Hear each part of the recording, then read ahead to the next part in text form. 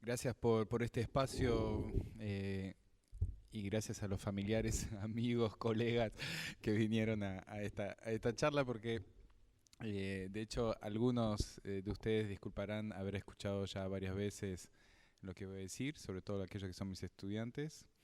Eh, pero de todas formas, siempre es un ejercicio importante, ¿no? en estos espacios íntimos de poder ir discutiendo algunas hipótesis y algunas líneas de trabajo que estamos tratando de profundizar. Digo eso porque efectivamente muchas de las cosas que quisiera charlar hoy tienen un estatus absolutamente precario de reflexión. No es que venimos acá con grandes tesis para, para sostener y defender, sino más bien es el ejercicio en vivo de un grupo que busca caminos relativamente nuevos frente a algunos interrogantes que nos plantea las sociedades contemporáneas. Antes de entrar en esto, algunas cuestiones que tienen que ver con la interpelación de Lectura Mundi sobre el qué hacer con Marx. Porque al principio, digamos, este tipo de interrogación podría casi parecer el título de un libro sobre objetos perdidos o objetos rotos, qué hacer con lo que le quedó en su alacena, qué hacer cuando la heladera tiene restos de comida, qué hacer. Y el qué hacer con Marx, sin embargo, en sus últimos años es una pregunta central después de la crisis financiera, porque ustedes saben que Marx se convirtió en una especie de bestseller después del 2008 en algunos países centrales. Y esa recuperación de Marx es a veces tan interesante como preocupante, en sentido, de la misma forma que puede ser preocupante de ver el Che en una figura, en una remera de Nike. No porque seamos, digamos, guardianes de la pureza de los símbolos, sino que en general, aquellos que tratamos de ser mínimamente conservadores y de ideas revolucionarias, ese tipo de banalizaciones puede llevar justamente a que pierda el sentido de una reflexión profunda en torno a esos autores. ¿Qué hacer con Marx? Es también una invitación en tiempos de mucha transformación de no pasar por alto demasiado rápida la historia del cercano siglo XX y en particular de la caída del muro. Y ahí hay alguna cuestión que quisiera compartir con ustedes, ya que estamos en un ámbito bastante íntimo, que tiene que ver justamente con la caída del muro. Y por qué esta pregunta de qué hacer con Marx está íntimamente vinculada a... Es una pregunta realmente post caída del muro, digamos. No es una pregunta que nos haríamos en 1973 o en 1955, etcétera, etcétera. Yo me acuerdo, de hecho, y permítame ser un poquito, hablar en primera persona, yo tenía 13 años cuando cayó el muro y en mi casa desde mi infancia dialogábamos con mi abuelo, nos pelábamos con mi abuelo, que era lo más estalinista que se pueden imaginar. De hecho, tenía las obras completas de Stalin en su casa. Y las discusiones que había en casa era discusión en torno a si era mejor el modelo yugoslavio o el modelo albanés. Y él defendía el modelo albanés.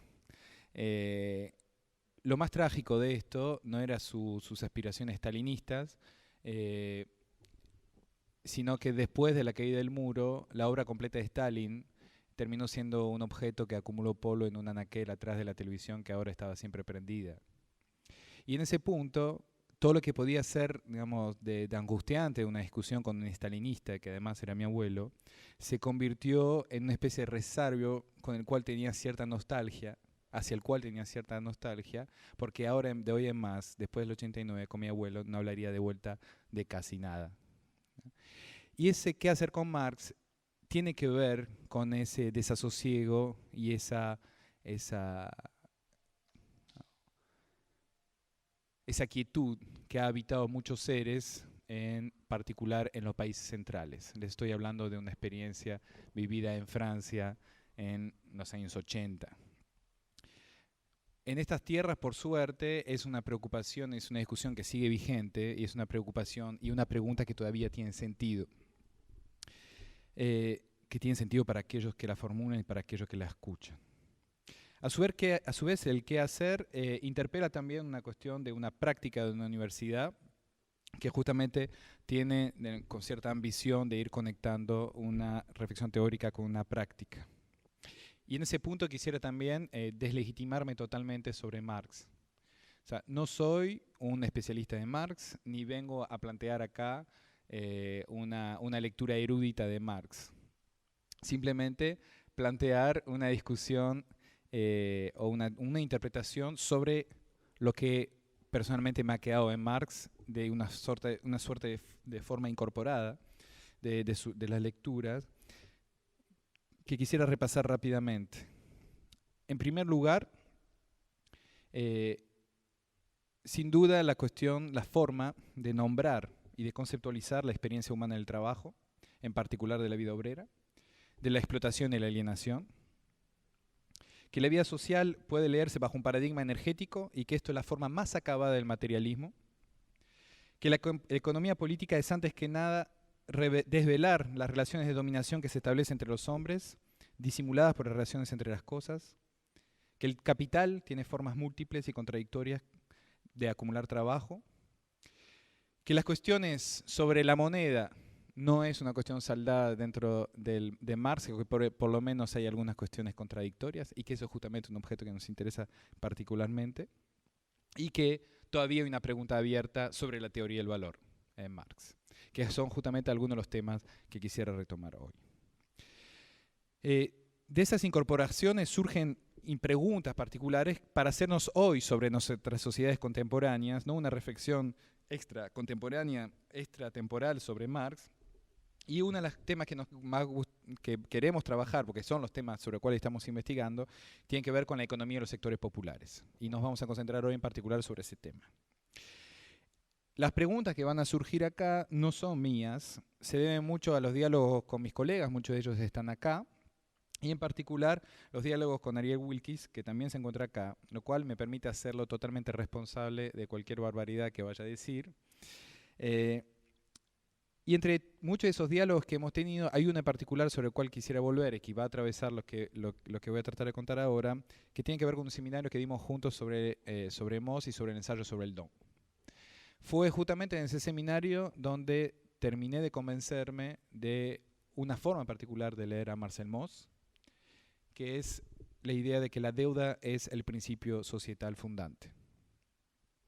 Y justamente entre esta idea sobre la cual voy a volver más adelante, me parece que se articula fuertemente con Marx y permite una lectura novedosa de Marx, en particular en perspectiva de ir entendiendo uno de los problemas centrales de nuestra vida contemporánea, que es el problema de la financiarización y en particular de la financiarización de los sectores populares. Es decir, esa articulación entre Mauss y Marx nos parece una forma de volver a Marx, de ver qué hacer con Marx, básicamente considerando que la relación de explotación es de alguna manera un don regresivo. ¿Por qué? Porque es una forma particular de regulación de la deuda que aumenta la violencia en vez de regularla. Y eso va a ser uno de los temas centrales sobre el cual quisiera volver ahora. El segundo tema, que tiene que ver justamente con algo que nos plantea Marcel Mauss en la reflexión sobre el don, que es la inconmensurabilidad sustancial de la deuda, de la dificultad de conmensurar las deudas. Y eso justamente también se articula con algunos de los problemas que plantea Marx sobre la teoría del valor. Estos dos grandes temas, la explotación como don regresivo y la inconmensurabilidad de la deuda, plantean un problema fundamental que es el problema de la referencialidad del valor, sobre el cual también voy a volver más adelante. Eso estoy simplemente anticipando algunos de los temas que voy a tratar de trabajar y de poner a debate y discusión. Y esas dos grandes dimensiones, pensado en relación a la financiarización de la economía de los sectores populares, nos vuelve a poner en un panorama de economía política particular y que se podría sintetizar esquemáticamente, y disculparán los esquematismos que puedo llegar a cometer, en torno a esa evolución o esa discusión que hubo en los últimos años sobre la interpretación de los lugares de los sectores populares dentro de la economía general. Durante mucho tiempo predominaba la interpretación de qué parte de la economía de los sectores populares, en particular el sector desempleado o el sector informal o los sectores que no estaban dentro de la revolución industrial clásica, era justamente ejército de reserva, cuya funcionalidad básica era presionar sobre el salario y la flexibilización del trabajo para favorecer el proceso de explotación tradicional dentro de los procesos industriales. Efectivamente, eso sigue existiendo, pero en los años 60, a raíz justamente de un investigador argentino, se instaura la idea de masa marginal. Es decir, que hay un sector de la población que ni siquiera tiene la funcionalidad de ser ejército de reserva. Dicho abruptamente, hay una parte de la población que podría ser eliminada y no afectaría al capitalismo. Esa es la teoría de la masa marginal, que también está de Marx, que recupera Pepe Nun, y hay un viejo debate entre Pepe Nun y Cardoso en torno a ese tema. Tema que después retomará, algunos años después, toda la sociología de Robert Castell, transatlántica, pero que tiene exactamente el mismo espíritu. Es decir, que hay una parte de la población que es inempleable, o sea, le hace inexplotable. Justamente, una de las hipótesis que vamos a defender es que el proceso de financiarización de la economía a nivel mundial y sus impactos en los sectores populares cambia radicalmente la funcionalidad de los sectores populares y que ahora los sectores populares vuelven a ser funcionales al capitalismo a través de la financiarización. Y de ahí, digamos, la propuesta del título de la discusión de hoy, que tiene que ver con la deuda como nueva forma de explotación. Quisiera, no sé cuánto tiempo tengo, ¿1 hora? 40 minutos. 1 hora, 2 horas. Ariel, 25 minutos. Para ilustrar algunos de esos puntos, y antes de seguir en digresiones un poquito más teóricas, quisiera volver sobre 2 escenas. Y anticipo desde ya que no voy a presentar muchos trabajos empíricos, sino más bien tratar de hacer algunas síntesis y preguntas más teóricas. Pero hay 2 escenas que me parece significativa para pensar lo que les estoy planteando.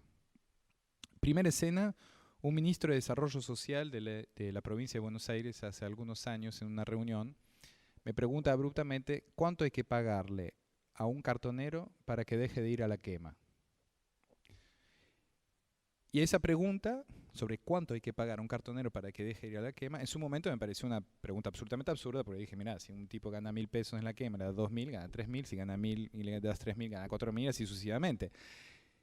Y en un punto aparecía la pregunta de cuál es la frontera que se establece entre el momento en el cual un número particular hace que una persona deje una actividad considerada, por otra parte, por esa persona como una actividad de la cual esa persona se debería alejar. Y eso plantea varios problemas, que es el problema justamente de la conmensurabilidad, no solamente del valor de ese trabajo, sino además el problema de cuánto vale un derecho para tener una condición distinta a la que se tiene. Y eso se cuantifica, efectivamente. Entonces, en esa interpelación hay una interpelación sobre el valor del trabajo y una interpretación sobre la construcción de una referencia a través del derecho del valor de una frontera.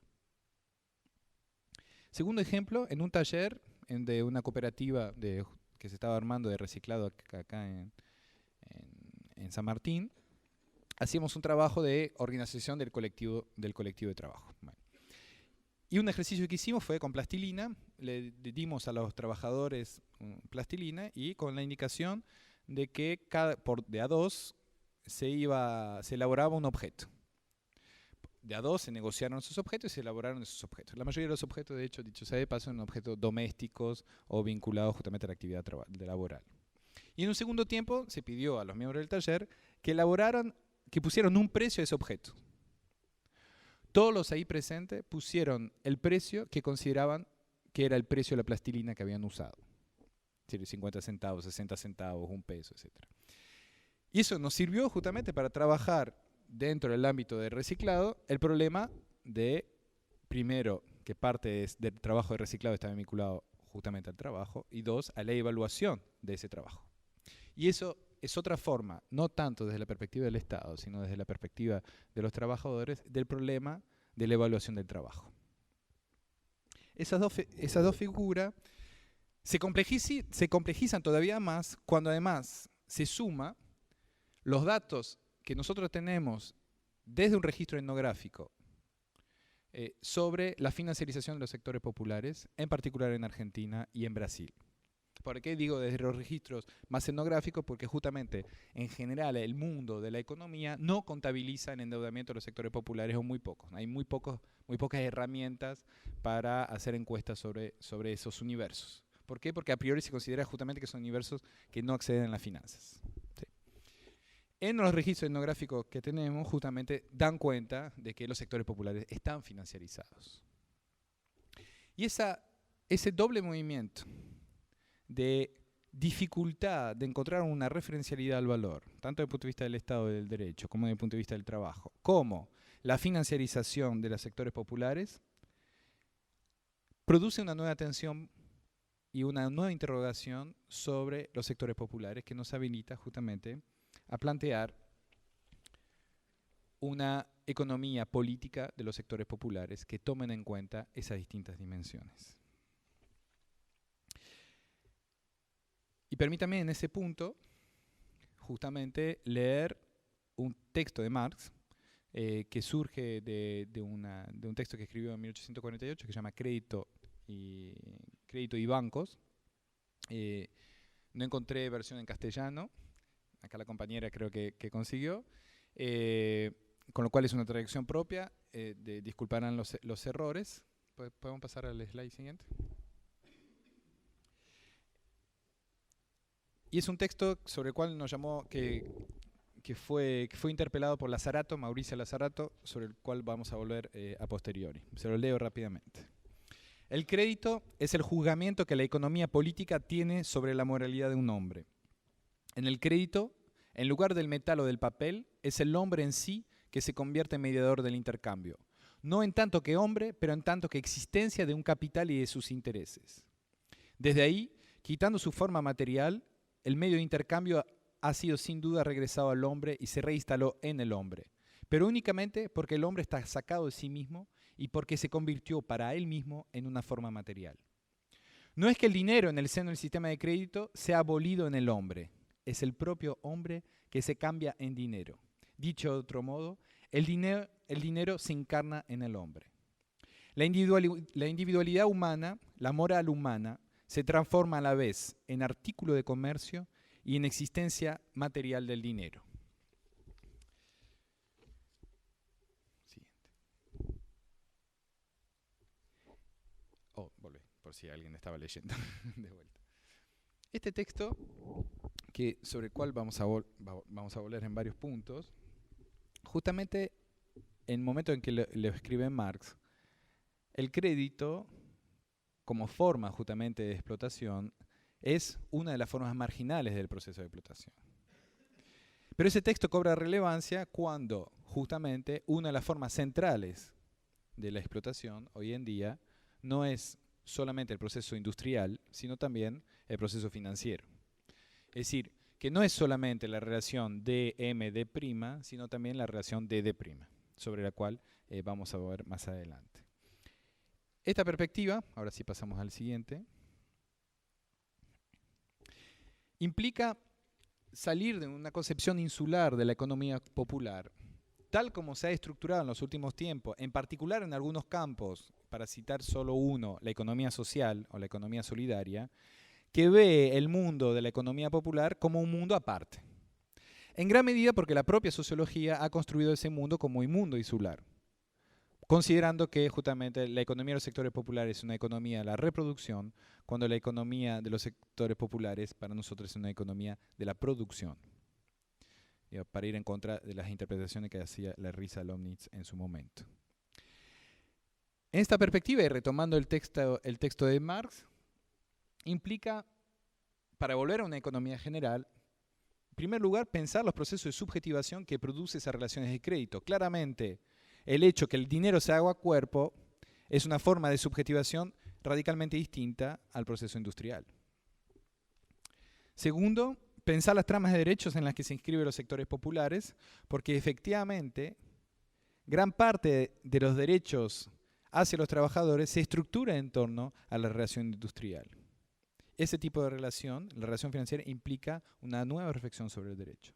Tercer punto, pensar cuáles son los procesos de valorización que atraviesa la economía popular, siendo que efectivamente es una economía del trabajo, y es una economía del trabajo que está atravesada por las finanzas. Y eso implica pensar otro tipo de proceso de valorización. ¿Cómo vamos a hacer eso? En primer lugar, como les decía, esto surge de la síntesis de trabajo de muchos de los que están acá. Trabajo ya finalizado y trabajo en curso. Los trabajos de Pablo Figueiro, de Ariel Wilkie, los trabajos que estamos haciendo en este momento con Marta, donde participa en los diálogos Manuel. Hay varios de los que están acá, que están en líneas de investigación que se sintetizan acá. No voy a presentar esos trabajos desde el punto de vista empírico, sino ir más a la síntesis teórica de la discusión de que eso plantea. Segundo punto, entenderemos lo popular, y no me voy a meter en la gran discusión sobre qué es lo popular, sino entenderemos lo popular en su dimensión más de subalternidad en torno a esos 4 puntos. Son aquellos sectores de la población que están por fuera de una relación fiscal directa. Es la parte de la población que está por fuera de una relación salarial. Dentro de relaciones de deudas donde domina el acreedor. Y dentro de una estructura de costos regresiva. Volveré también más adelante sobre eso o en las discusiones si quieren. Pero eso más o menos para ir ubicando el universo sobre el cual estamos trabajando. ¿Qué tesis o hipótesis vamos a defender? Que justamente los sectores populares están inmersos en un doble movimiento. Se inscriben en las deudas financieras como profundización de las formas de explotación, pero no se inscriben en deudas morales que puedan fundar derechos sustanciales. Es ese doble movimiento contradictorio entre financiarización y inscripción en nueva trama de deudas, y a su vez la manera en la cual los sectores populares salen de la relación de derecho por el propio proceso de financiarización, que nos va a interesar en particular.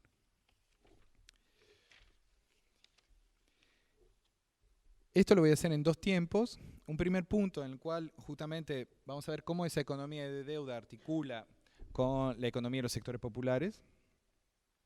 Y un segundo punto, ver justamente cómo las deudas morales atraviesan o no los sectores populares. Para lo que voy a presentar, voy a volver sobre los trabajos de Mauricio Lazzarato, algunas interpretaciones de Marcel Mauss y un muy buen texto de Claude Giraud que se llama La deuda como principio de sociedad, justamente. ¿Sobre qué se funda esa idea de deuda como principio de sociedad? Porque es una manera de pensar lo social que no es la forma más canónica.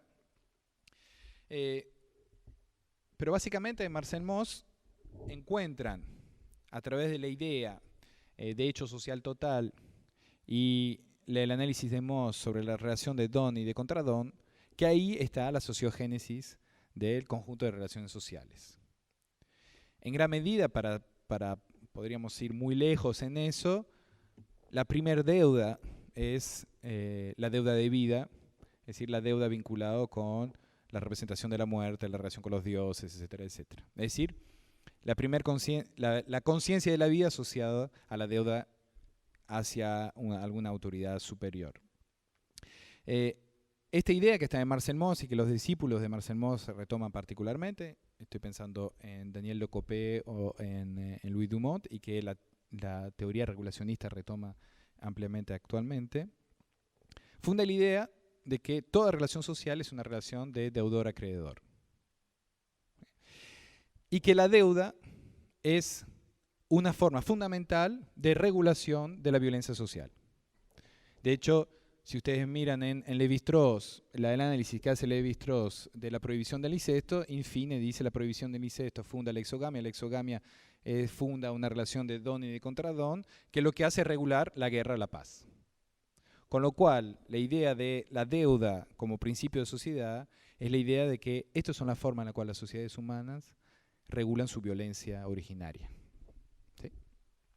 Es una idea fuerte y bastante nuclear dentro de ese tipo de sociología. Esta deuda es un tipo de relación que puede tomar varias formas y que en los autores ha encontrado varios ecos. De hecho, en Deleuze y Guattari, en el Anti-Edipo, se fundan sobre la segunda disertación de la genealogía de la moral de Nietzsche para reforzar la idea de que la deuda es el arquetipo de la organización social. Y esto tiene dos implicancias. Primera implicancia es que a la diferencia del modelo de la sociedad como fruto de los contratos, del intercambio, que implica una especie de simetría que aparece en alguna situación, la deuda parte de un diferencial de potencia. Y que ese diferencial de potencia es un diferencial estructurante. Segundo punto, la economía es inmediatamente subjetiva, ya que la deuda es una relación económica que para realizarse implica un control fuerte de la subjetividad. Eso es lo que justamente marca Nietzsche en la genealogía de la moral, que cualquier trabajo es indisociable de un trabajo sobre sí. Y que gran parte del trabajo del capitalismo sobre los sujetos tiene que ver con incorporar grandes reglas morales, como por ejemplo el honrarás las deudas. Sin esa incorporación de esa regla moral, las finanzas justamente son imposibles. En la financiarización de la economía, justamente, y eso es lo que plantea Mauricio Lazarato en un libro que se llama La fábrica del hombre endeudado, la deuda no azota solamente a los estados y a la relación de jerarquía que se establece entre los estados, sino que llega hasta los gobernados y en particular a los sectores populares. Y una de las formas fundamentales de ese disciplinamiento tiene que ver con la introyección de la promesa. De la promesa, y le cito a Lazarato, en el cual el capitalismo dispone de antemano del porvenir, ya que las obligaciones de la deuda permiten prever, calcular, medir, establecer equivalencias entre los comportamientos actuales y los venideros. Gran parte del trabajo de la financiarización tiene que ver justamente con un control del futuro. Y son los efectos de poder de la deuda sobre la subjetividad, que pasa justamente por la culpabilidad y la responsabilidad, retomando la tradición nietzscheana, que permite al capitalismo de construir un puente entre el presente y el futuro. Eso es lo que nos dice Lazarato. El excedente que solicita y capta el capitalismo no proviene solamente del trabajo, sino también del trabajo sobre sí. Dicho de otra forma, si hay un efecto notable del neoliberalismo en la retroversión sobre el individuo de la responsabilidad de su destino, de un punto de vista jurídico, y de los costos de un punto de vista económico material.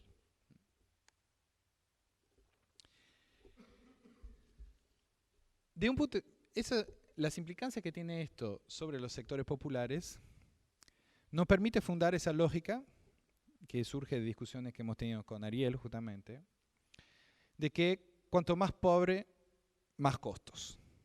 Y eso es justamente fruto de la financiarización. ¿Por qué?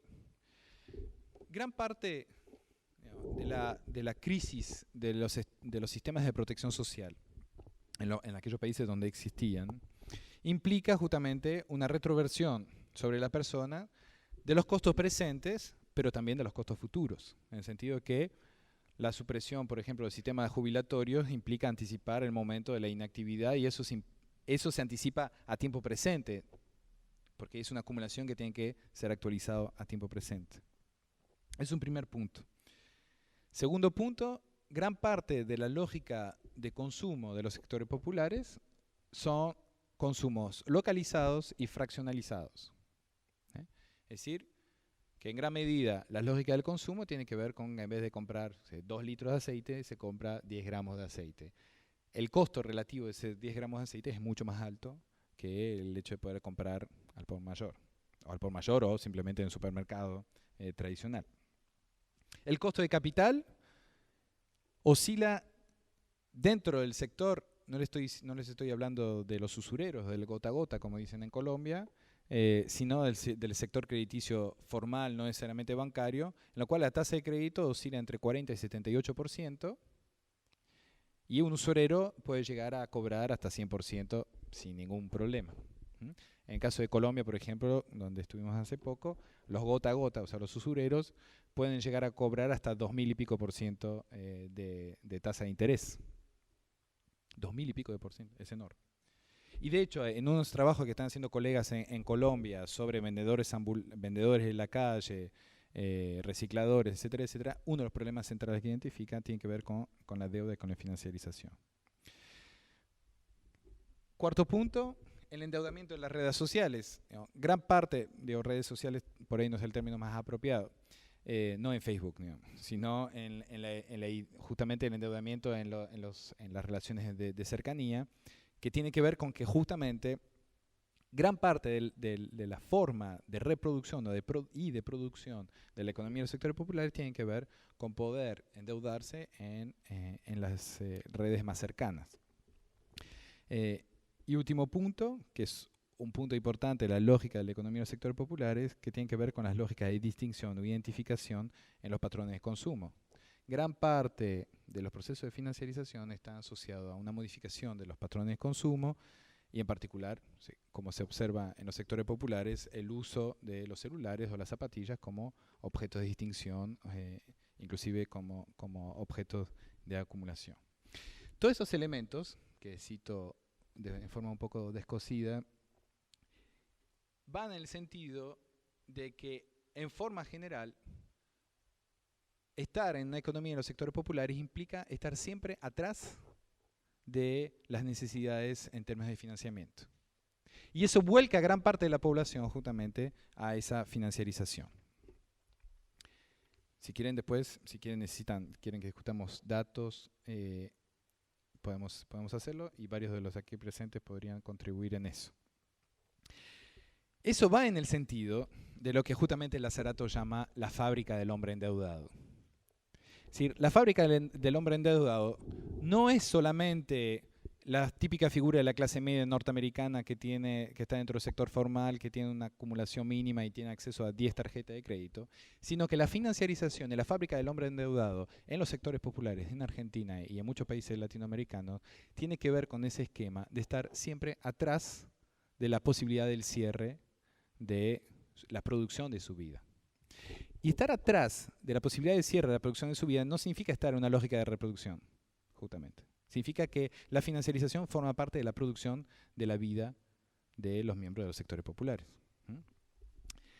Y eso hace que efectivamente la relación de D' aparezca con más fuerza. Marx nos dice justamente que la desaparición de la mercancía, o sea, la desaparición de M, podría suponer la imposibilidad de pensar en términos de explotación, pero justamente advierte, y lo cito, que esta supresión de la alienación, este regreso del hombre a él mismo y por ende al otro, no es más que una ilusión. Es una alienación de sí, una deshumanización tanto más infame y más profunda que su elemento ya no es la mercancía, el metal, el papel, sino la existencia moral, la existencia social, la intimidad del corazón humano. Marx muestra justamente que convertirse en solvente es un atributo moral que se sitúa en el medio de la relación rico-pobre, que ya no es solamente la relación propietario de los medios de producción o los que tienen nada más que su fuerza de trabajo para alquilar. Y no es que una relación desplaza a la otra, es que una relación se superpone a la otra. Esto es justamente la categoría de capital moral que trabaja Ariel, por eso te estoy exponiendo ampliamente. Cito a Marx de vuelta. Todas las virtudes sociales del pobre, el contenido de su actividad social, su existencia misma representa para el rico el reembolso de su capital y de sus intereses usuales. La muerte del pobre es el peor incidente para el acreedor. Es la muerte del capital y de sus intereses. Esa figura me parece fundamental justamente porque aparece en Marx esos agentes que son el rico y el pobre.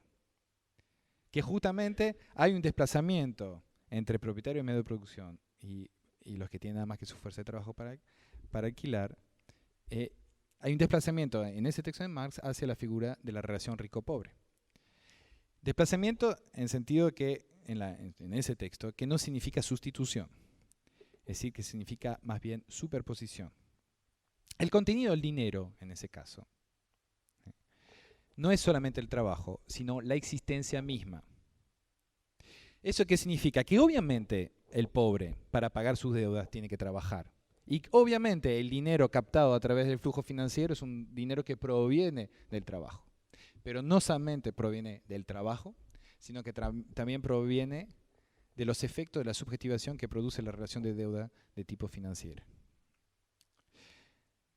El hombre se convierte en dinero, el dinero se encarna en el hombre. No importa, de hecho, de dónde surja ese dinero. Y eso implica, y es un punto fundamental, que la financiarización permite la homogeneización de las distintas fuentes de dinero dentro de los sectores populares. Cuando digo eso es que efectivamente el dinero puede provenir del trabajo, puede provenir del tráfico de droga, puede venir del robo, desde el punto de vista de la relación rico-pobre, en la cual, tal como lo plantea Marx, el origen del dinero no importa, lo que importa es el dinero y el dinero en ese caso hecho cuerpo. ¿Por qué hecho cuerpo? Porque efectivamente si ese pobre muere, muere con él el capital y sus intereses. Otro punto fundamental, y eso se manifiesta si ustedes van a algunas casas de hecho de consumo, acá en San Martín, van a Copel, espero que el dueño de Copel no esté acá. Copel se llama la cooperativa. Si ustedes van a Copel y tratan de comprar en efectivo algún bien, seguramente los van a mirar con cara rara y de hecho busquen el precio al contado de los bienes y no lo van a encontrar. Lo que hay en general es la cantidad de cuotas. ¿Por qué? Porque eso es un tipo de relación social que se produce, que es una relación de endeudamiento cuyo flujo pretende ser un flujo permanente. Y ese punto de la permanencia de la relación de deuda es central justamente en la forma de construcción política que se establece a través de esta forma de financiarización de la economía de los sectores populares. Y esa forma de relación política implica justamente una reflexión sobre el derecho y una reflexión sobre los dispositivos morales que sostienen el derecho, y eso da lugar a la segunda parte de lo que los quiero presentar. Uno de los puntos esenciales de la financiarización es que históricamente se vio acompañado por una crisis de la moralidad de la explotación. Cuando digo crisis de la moralidad de la explotación, no es crisis de la explotación, sino crisis de la moralidad de la explotación. Para entender ese punto, volvamos al ensayo sobre el don y a las conclusiones morales de Marcel Mauss en el ensayo sobre el don. En ese texto dice: toda nuestra legislación de seguridad social, este socialismo de Estado ya realizado, se inspira en el principio siguiente.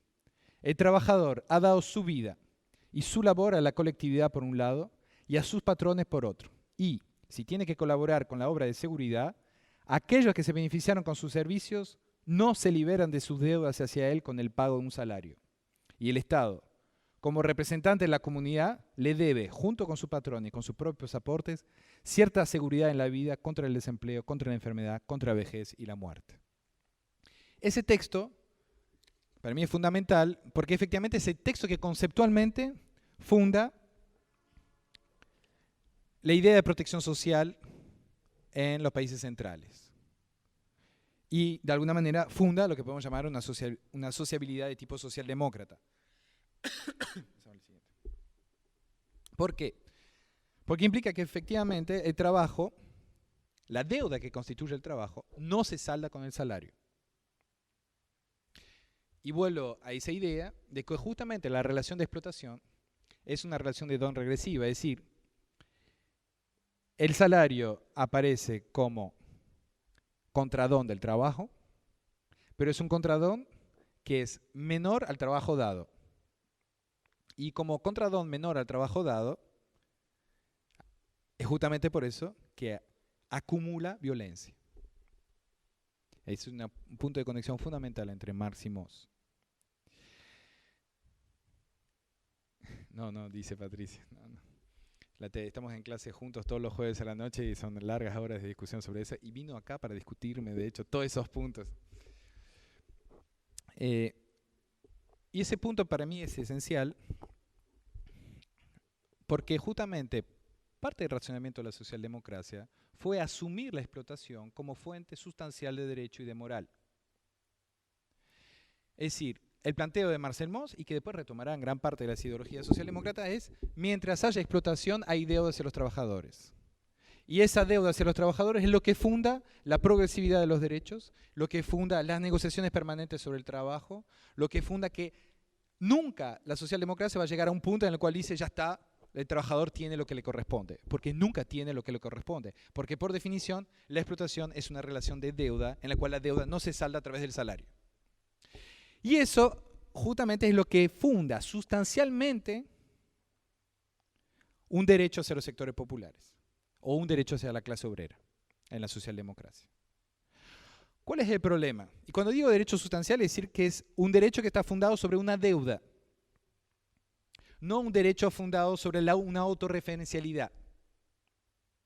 Uno de los problemas que hay actualmente es que el derecho se ha vuelto autorreferencial. Y en particular, en la forma que ha tomado en los últimos años, cuando digo los últimos años, en los últimos 10, 15 años, la forma en la cual ha tomado los derechos humanos a nivel internacional. Y permítame una aclaración sobre esto antes que se malinterprete. Cuando se escribe la Declaración Universal de Derechos Humanos el 10 de diciembre de 1948, se funda sobre una deuda fundamental que tiene que ver con el Holocausto. Hay una deuda hacia los muertos y hay una deuda de la humanidad hacia sí misma por haber estado puesto en una situación en la cual podía llegar a exterminarse a sí misma. Y esa deuda es lo que funda sustancialmente los derechos humanos. Los humanos no tienen derecho por el ser humanos. Los humanos tienen derechos porque hubo un holocausto. De la misma forma, la Declaración de Derechos Humanos en 1789 no tiene que ver con una autorreferencialidad. Los humanos tienen derecho por la Declaración Universal de Derechos Humanos de la Revolución Francesa porque hay una deuda histórica hacia sectores de la población que fueron relegados durante años. Lo de la BCE es, ¿qué es el tercer estado? Nada, ¿qué aspira a ser todo? El tercer estado que no era nada y que aspira a ser todo, eso es la deuda que funda los derechos humanos. Y esta sustancialidad del derecho es justamente lo que permite que la sociedad se obligue a ella misma hacia sectores. Y si la clase trabajadora tiene derecho en los ámbitos socialdemócratas es porque la explotación se constituyó como deuda fundante sustancial. La pregunta, que es una pregunta académica y política, es ¿qué deudas hay hoy en día hacia los sectores populares que funden derechos sustanciales? ¿Por qué, dicho abruptamente, deberían tener derechos? Sobre todo después de años de discursividad sobre la exclusión. Si están excluidos, entonces que no están explotados. Si no están explotados, la moralidad de la explotación no se aplica para fundar una sustancialidad del derecho. Entonces, ¿qué es lo que se aplica? Lo único que no, efectivamente queda un espacio amplísimo para la moral cristiana, que es justamente lo que ocupó ese espacio. Hay que ser solidarios hacia ellos. Se les debe porque son los más carenciados. Pero eso es una moralidad que, al fin y al cabo, es una moralidad que o se funda en Dios o es autorreferencial. Como justamente no queremos fundarla ni en Dios ni en la autorreferencia, que proponemos una reflexión que vaya un poquito más allá. ¿Cuáles son las dificultades, justamente? Primero, como les decía, una crisis conceptual de explotación, que era una fuente moral de derechos y obligaciones. Las categorías que han sustituido dentro del ámbito académico o político han sido categorías como la categoría de exclusión, la categoría de informalidad, que justamente por definición no son relacionales.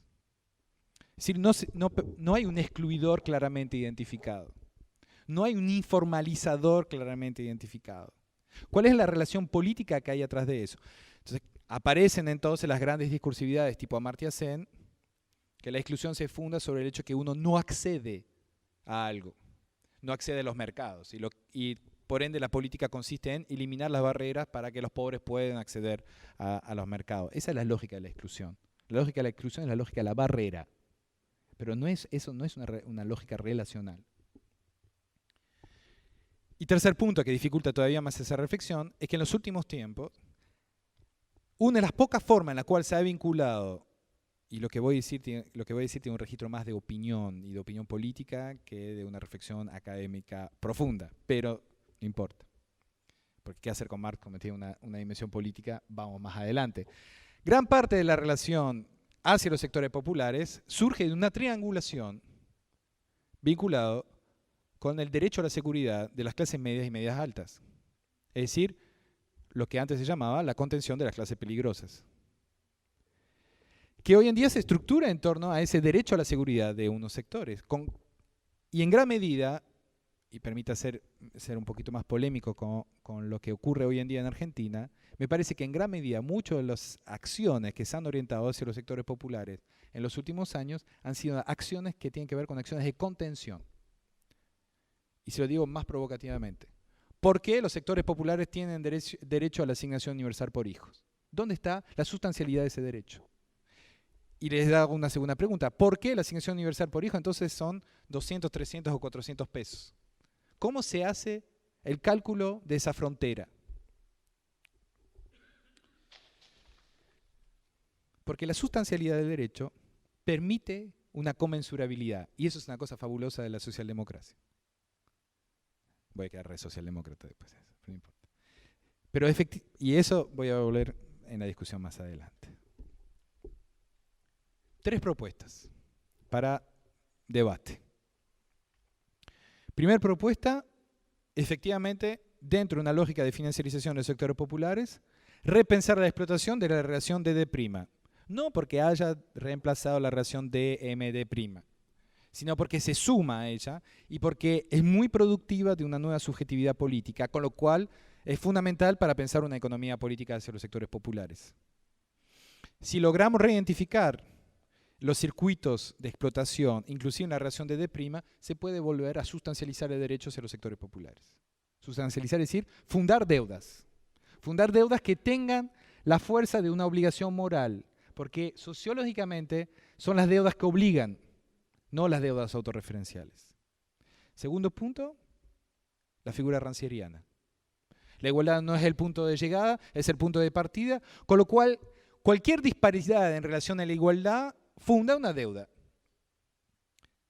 Igualdad, que es un punto inalcanzable, por ende, fuente permanente de derecho. Segunda hipótesis, o segundo camino, que es de los que podemos calificar como adolescente, pero no sería el único, o más espinosista, que es justamente la figura de la autonomía, que también está asociado a la construcción de la individualidad en las sociedades modernas, que al fin y al cabo, que es un individuo, es alguien autónomo. Cualquier distancia con esa idea de la autonomía funda una deuda. Y eso es otra forma de construir una moralidad que obligue. Concretamente, un economista marxista hace algunos años proponía lo siguiente. Decía, en una sociedad en la cual se reconoce el derecho al trabajo, si hay desempleo, todo desempleo funda una deuda social hacia los desempleados. Lo que proponía era monetarizar esa deuda. Es decir, mientras haya desempleo, hay una deuda hacia a esos sectores desempleados, con lo cual son merecedores de un sueldo por esa deuda, que no es ni la asignación universal ni el ingreso ciudadano, sino que tiene que ver con otra lógica en la cual la moralidad del derecho aparece con más transparencia.